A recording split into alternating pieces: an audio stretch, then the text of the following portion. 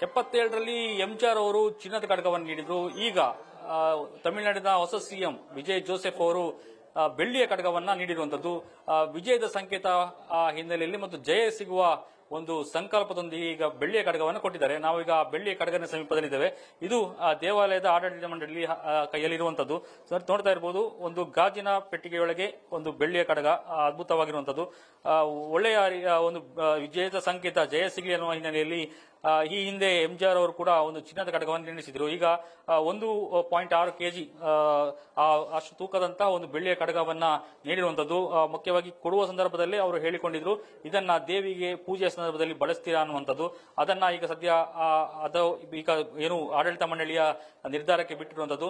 ಸದ್ಯ ಇದು ಮುಂದೆ ಬಹುತೇಕ ಇದು ಏನು ದೇವಾಲಯದ ಏನು ಮಹಾಪೂಜೆಯ ವೇಳೆಯಲ್ಲಿ ಆ ಸಂದರ್ಭದಲ್ಲಿ ಬಳಸ್ತಾರೆ ಅನ್ನುವಂಥದ್ದು ಮಾಹಿತಿ ಸಿಕ್ಕಿರುವಂತದ್ದು. ನೋಡ್ತಾ ಇರಬಹುದು, ಬೆಳ್ಳಿಯ ಖಡ್ಗವನ್ನ ಒಳ್ಳೆ ರೀತಿಯ ಕಸೂತಿ ರೀತಿಯಲ್ಲಿ ಮಾಡಿರುವಂತದ್ದು.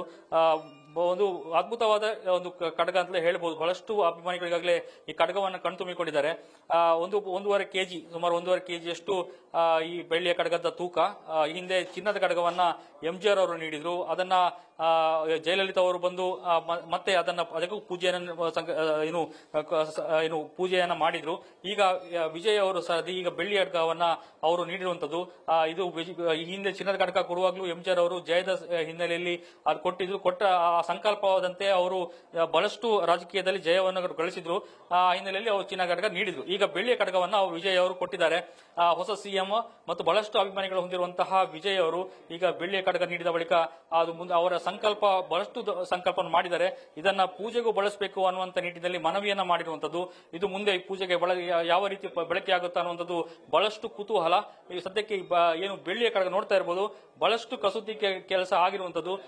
ಹಾಗಾಗಿ ಇದು ಎಲ್ಲರ ಆಕರ್ಷಣೆಯ ಕೇಂದ್ರ ಬಿಂದುವಾಗಿರುವಂತ. ಸದ್ಯಕ್ಕೆ ತಮಿಳುನಾಡಿನ ಬಹಳಷ್ಟು ಭಕ್ತರು ಈ ದೇವಾಲಯಕ್ಕೆ ಕೊಲ್ಲೂರಿಗೆ ಬರ್ತಾರೆ.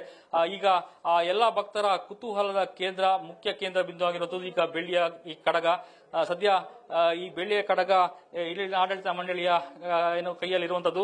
ಸದ್ಯ ಅದನ್ನ ಮುಂದಿನ ದಿನಗಳಲ್ಲಿ ಯಾವ ರೀತಿ ಪೂಜೆಗೆ ಬಳಸಬೇಕು, ಯಾವಾಗ ಬಳಸಬೇಕು ಅನ್ನುವಂಥದ್ದು ನಿರ್ಧಾರ ಆಗತ್ತೆ. ಸದ್ಯ ಇವತ್ತಿನ ಏನು ರಕ್ಷಾ ಕವಚವನ್ನ ಪಡೆದುಕೊಂಡು ಬೆಳ್ಳಿಗೆ ಖಡ್ಗವನ್ನ ಈಗ ದೇವಿಗೆ ಸಮರ್ಪಣೆ ಮಾಡಿದ್ದಾರೆ. ವಿಜಯ ಬಂದಾಗಲೂ ಕೂಡ ಬಹಳಷ್ಟು ಅವರ ಬಹಳಷ್ಟು ದೊಡ್ಡ ಅಭಿಮಾನಿಗಳ ಬಳಗ ಈಗ ದೇವದ ಸುತ್ತಮುತ್ತಲ ನಿಂತ್ಕೊಂಡು ಅವರಿಗೆ ಹರ್ಷೋತ್ಕಾರವನ್ನ ಮಾಡ್ತಾ ಇದ್ರು. ಸದ್ಯ ಬೆಳ್ಳಿ ಖಡ್ಗವನ್ನು ಕೊಟ್ಟಿದ್ದಾರೆ. ಬೆಳ್ಳಿಯ ಖಡ್ಗ ಎಲ್ಲರ ಕುತೂಹಲ ಕೇಂದ್ರ ಬಿಂದು ಆಗಿರುವಂತದ್ದು. ಮುಂದೆ ಯಾವ ರೀತಿಯ ಪೂಜೆಗೆ ಮತ್ತು ಯಾವ ಸಮಯದಲ್ಲಿ ಬಳಕೆ ಮಾಡ್ತಾರ ಅನ್ನೋದು ಎಲ್ಲರ ಕುತೂಹಲಕ್ಕೆ ಕಾರಣ ಆಗಿರುವಂತದ್ದು. ಕ್ಯಾಮರಾ ಪರ್ಸನ್ ಲಿಂಗಪ್ಪ ಜೊತೆ ಪರೀಕ್ಷೆ ನ್ಯೂಸ್ ಫಸ್ಟ್ ಉಡುಪಿ.